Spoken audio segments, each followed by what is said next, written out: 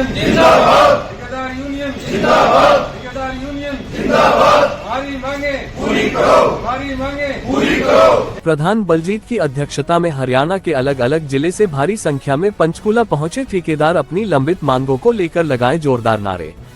ठेकेदार यूनियन जिंदाबाद, कहा हमारी जायज मांगों पर मुख्यमंत्री दे ध्यान।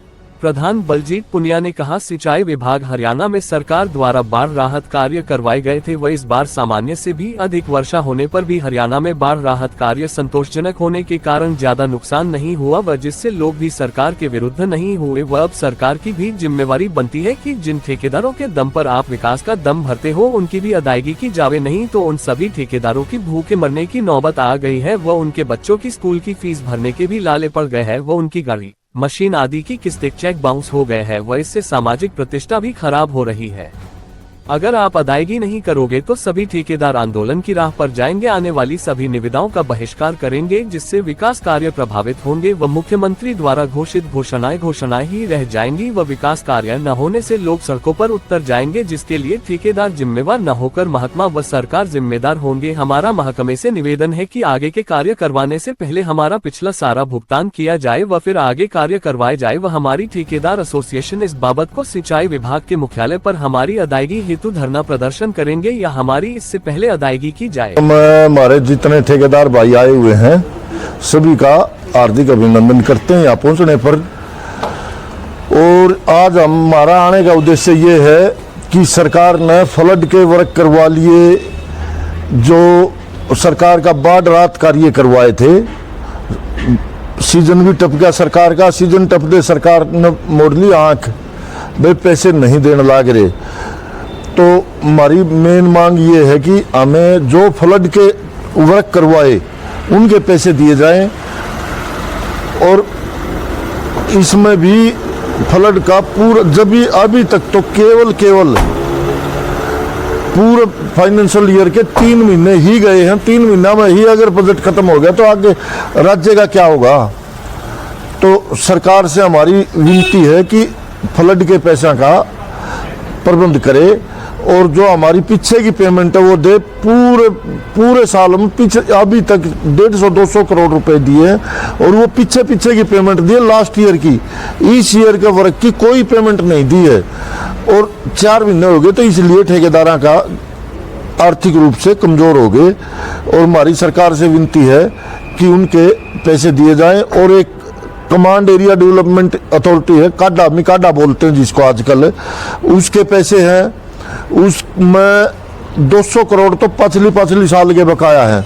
और अब की इस 2025-26 के फाइनेंशियल ईयर में केवल 200 करोड़ रुपए का प्रावधान रखा है, जो कि गलत है। उसमें भी अभी तक केवल 50 करोड़ रुपए दिए हैं। 40 करोड़ की फाइल आई थी, वो अभी पता नहीं कहाँ घूम रही है, वो कर ही नहीं रहे। उसका जब पूछा जब नुकई पे तो वह क्लियर को नहीं हुई, क्योंकि अगर स्टेट का खजाना में पैसे नहीं है, वह खजाना अधिकारी ही क्लियर नहीं कर रहे उसको। रीसैंपलिंग का हमारे जो पीछे सैंपल लिए थे सरकार ने, मतलब हमारी विदाउट प्रेजेंस लिए थे, कोई भी ठेकेदार वहां, एक आधा कोई बेशक हो, नहीं तो ठेकेदार वहां प्रेजेंट नहीं थे। और सैंपल लिए, सैंपल का एक प्रोसीजर हो, 3 सैंपल लेने होते हैं, इन लिया एक, और वही वो हमें पता नहीं ना हमारे वाला भेजा या किसी और का भेजा। तो हमारी सरकार से पुरजोर मांग है कि हमारी पुरजोर मांग है कि हमारे रीसैंपलिंग की जाए। और जहां से ये सैंपलिंग करवाई है, पास या फेल जहां भेजे गए हैं, they are not approved by BIS, और विदाउट BIS की कोई वैलिडिटी नहीं है।